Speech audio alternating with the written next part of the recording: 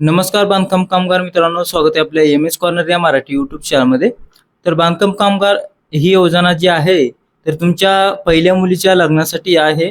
आणि पहिल्या मुलीचं जर लग्न झालं तर तुम्हाला 51,000 रुपये एवढं अर्थसहाय्य मिळत असतं. आणि मित्रांनो, यासाठी जे कंडिशन आहे म्हणजे तुम्हाला 2च पाल्य असणे अनिवार्य आहे. दोन्ही मुली असो किंवा तुम्हाला एक मुलगा एक मुलगी असेल तर तुम्ही या योजनेचा लाभ घेऊ शकता. तर मित्रांनो, तुम्हाला 2च्या वरती अपत्य जर असतील तर तुम्ही या योजनेचा लाभ घेऊ शकणार नाहीयेत. तर त्यासाठी तुम्हाला 2च अपत्य पाहिजे हे तुम्हाला लक्षात घ्यायचंय. आता या मुलीच्या लग्नासाठी पैसे काढायचे म्हणल्यावर तुम्हाला मुलीचे लग्न झाल्यानंतर कोणकोणते डॉक्युमेंट लागतात, फॉर्म कशा प्रकारे भरायचा आहे, संपूर्ण माहिती या व्हिडिओमध्ये ए टू झेड मध्ये माहिती आहे. तर तुम्हाला हा व्हिडिओ शेवटपर्यंत बघायचा आहे. आपल्या चॅनलवर आपण नवीन आला असाल चॅनलला सबस्क्राईब करायचे आणि जवळच्या बेल आयकॉनला क्लिक करून ऑलवर सिलेक्ट करायला विसरायचं नाही. तर चला व्हिडिओ सुरू करूया आणि सविस्तर माहिती बघूया. तर मित्रांनो, आपल्या मोबाईलच्या स्क्रीनवर आल्यानंतर आता ही मोठी स्क्रीन दिसावी म्हणून मी तुम्हाला इथं लॅपटॉपवर सांगत आहे. तर आता इथे तुम्हाला कोणताही ब्राउझर ओपन करायचं आहे. बघू शकता मी क्रोम ब्राउझर ओपन केलंय. आपल्या मोबाईलमध्ये पण हे उपलब्ध असतं. क्रोम ब्राउझर ओपन केल्याच्या नंतर तुम्हाला इथं इमारत व इतर बांधकाम कामगार असे सर्च करा किंवा तुम्हाला इथे मराठीमध्ये करा किंवा डिस्क्रिप्शन बॉक्समध्ये लिंक डायरेक्टली वेबसाईटची दिलेली आहे, त्यावर क्लिक करून तुम्ही डायरेक्ट होम पेजवर येऊ शकता. आता हे सर्च केल्यानंतर एक नंबरात आपल्याला वेबसाईट दिसणार आहे. मुख्य पृष्ठ यावर आपल्याला क्लिक करायचं आहे. यावर क्लिक केल्याच्या नंतर अशा प्रकारे इंटरफेस दिसेल. आपल्याला मोबाईलवरती थोडा वेगळा दिसू शकतो कारण तिथे साईज जी असते कमी असल्यामुळे.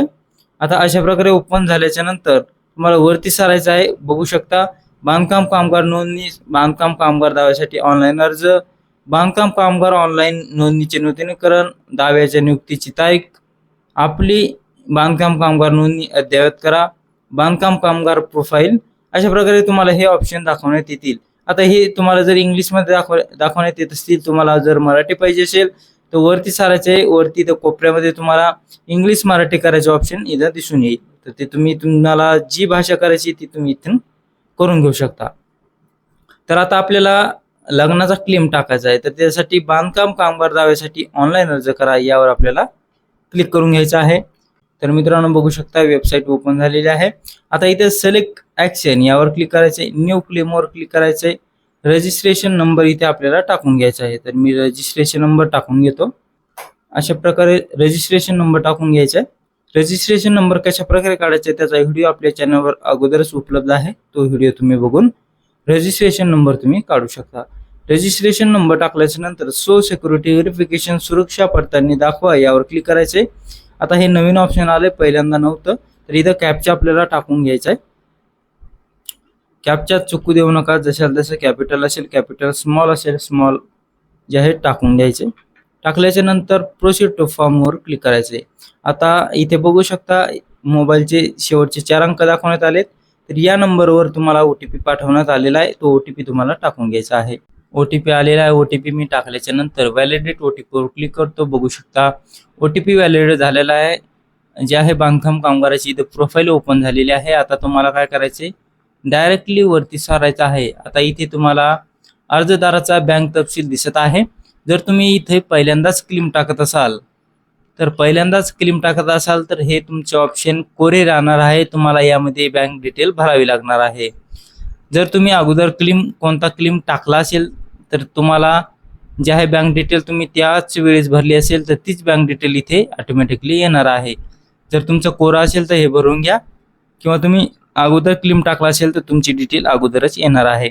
आता इथे तुम्हाला सिलेक्ट सेंटरवर क्लिक करायचे.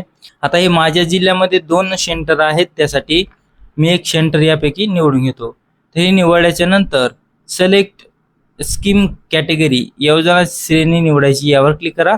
आता इथे आपल्याला जे आहे लग्नासाठी क्लेम टाकायचं, त्यामुळे समाज कल्याण योजना यामध्ये येतं आणि योजनावर क्लिक करायचे.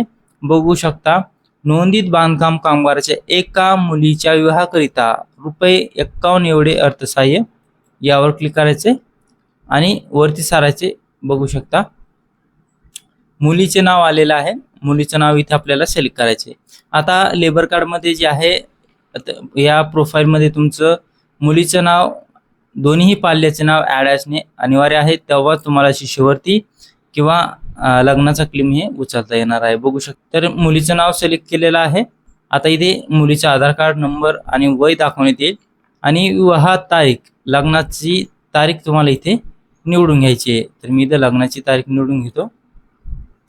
लग्नाची तारीख निवडल्याच्या नंतर विवाह नोंदणीची तारीख तुम्हाला इथे सिलेक्ट करायची. आता विवाह नोंदणीची तारीख तुम्हाला मॅरेज सर्टिफिकेट असेल त्यावर तुम्हाला दिसून येईल आणि विवाह नोंदणीचे ठिकाण तुम्हाला ते आहे टाकून घ्यायचं आहे. अशा प्रकारे हे तिन्ही ऑप्शन भरून घ्या.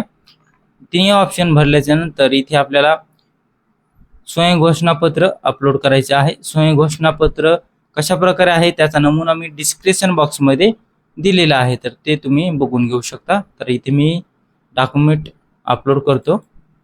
तर स्टॅम्प म्हणजे तुम्हाला 100 रुपयाचा बॉन्ड घेऊन त्यावर तुम्हाला हे स्वयं घोषणापत्र टाईप करून घ्यायचे आणि तुम्हाला त्याला नोटरी करून घ्यायची आहे. अशा प्रकारे हे करून घ्या. नंतर राशन कार्ड तुम्हाला इथं डिजिटली जे असतं ते अपलोड करायचं आहे. तुम्हाला सर्व डॉक्युमेंट एकदा ओपन करून दाखवणार आहे. राशन कार्ड अपलोड केलेलं आहे. आता नंतर तिसऱ्या नंबरला जे आहे आधार कार्ड, स्वयं साक्षांकित मुलीचे आधार कार्ड अपलोड करायचे. तर इथे मुलीचे आधार कार्ड पण अपलोड केलेले आहे. आता चौथ्या नंबरला मुली जन्म दाखला, शाळा सोडल्याचा दाखला. तर इथे शाळा सोडल्याचा दाखला म्हणजे TC जे आहे अपलोड करायचे आहे.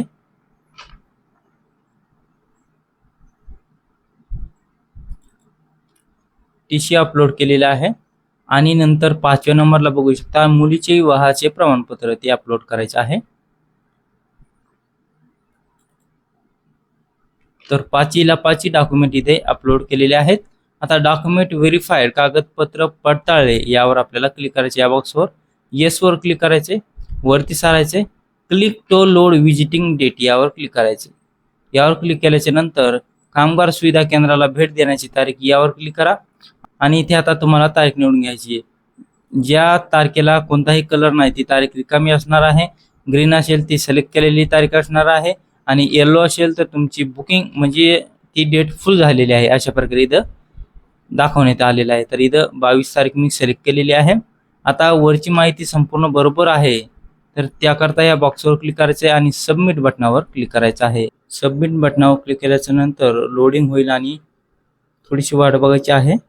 तर बघू शकता क्लेम ॲप्लिकेशन सेव्ड तुम्हाला अशा प्रकारे दाखवण्यात येईल आणि ओके बटनावर क्लिक करायचे. आता तुम्हाला इथे प्रिंट अपॉइंटमेंट लेटर खाली दाखवण्यात आलेलं आहे, यावर क्लिक करायचं आहे. आता ही प्रिंट तुम्हाला दाखवण्यात येईल. आता ही प्रिंट आहे का ही घेऊन तुम्हाला इथे तारीख जी तुम्ही निवडली त्या तारखेस तुम्हाला तुमच्या जिल्ह्याच्या ठिकाणी जे कामगार सुविधा केंद्र निवडले आहे त्या केंद्रावर जायचं आहे आणि तुमचं व्हेरिफिकेशन पूर्ण करून घ्यायचं आहे. व्हेरिफिकेशन पूर्ण झालं, डॉक्युमेंट व्यवस्थित असले तर तुम्हाला जे आहे रक्कम तुमच्या खात्यावर 1, 2, 3 महिन्यापर्यंत पडू शकते किंवा काही काही जिल्ह्याला जास्त टाइम लागू शकतो.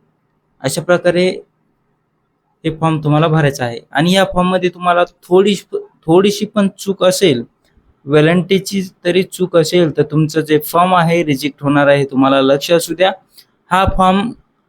या फॉर्ममध्ये कोणतीही चूक होऊ देता कामा नये, तरच तुमचा हा फॉर्म मंजूर होईल, हे तुम्हाला लक्षात असू द्यायचे. नवीन व्हिडिओ घेऊन येत असतो त्याकरता आपल्या चॅनलला सबस्क्राईब करून बेल आयकॉन क्लिक करून ठेवायचे आहे. तर चला भेटूया पुढच्या व्हिडिओमध्ये. तोपर्यंत जय शिवराय, जय महाराष्ट्र, जय हिंद.